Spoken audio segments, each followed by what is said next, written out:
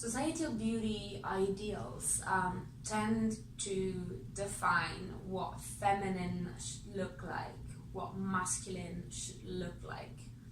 This is, of course, problematic, considering that gender identity is a fluid concept and individuals might position themselves at maybe one extreme of the continuum, identifying as femme, or at the other extreme, identifying as males, or at any given point between these two ends.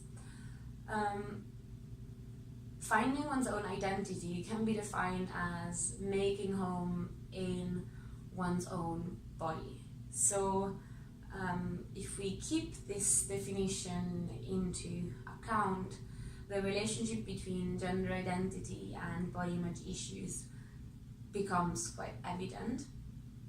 In fact, we know that especially transgender individuals and gender fluid individuals, or let's say those people who identify as transgender and as gender fluid, are at a definitely higher risk of suffering from body and appearance dissatisfaction.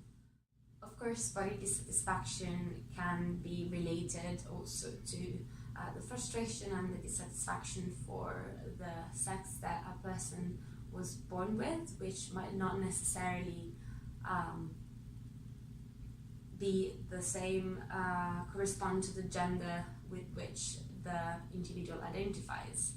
And even more, even when an individual manages to find a way to express their own identity, so when they find a way to make their body home, this expression, this bodily identity, might not necessarily, actually, it would very often not fit with society beauty ideals and what overall as a society we expect a person should look like.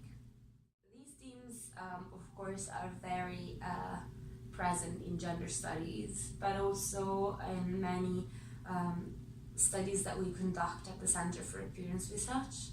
We do work very often with cancer patients, cancer survivors, who might have to undergo treatments that have an impact on those bodily characteristics that society identifies as strongly feminine or strongly masculine.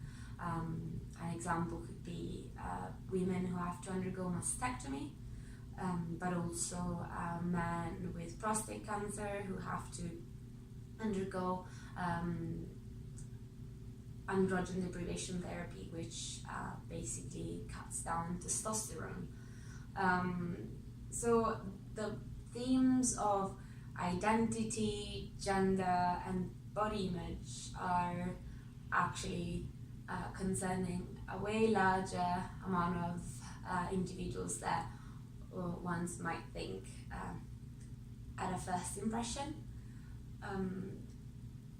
Having a body that does not reflect one's own identity is strongly distressing and problematic.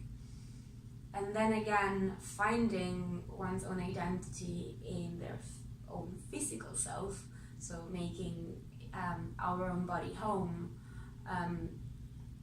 would lead to a much better mental health.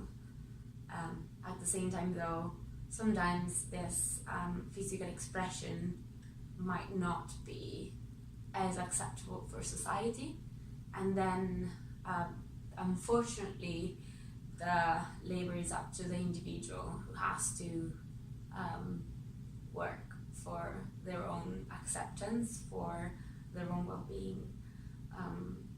So this is why we are trying to have a better representation of bodies in society, because it isn't fair to never represent someone who does not fit into the so-called feminine or masculine standards that we have nowadays.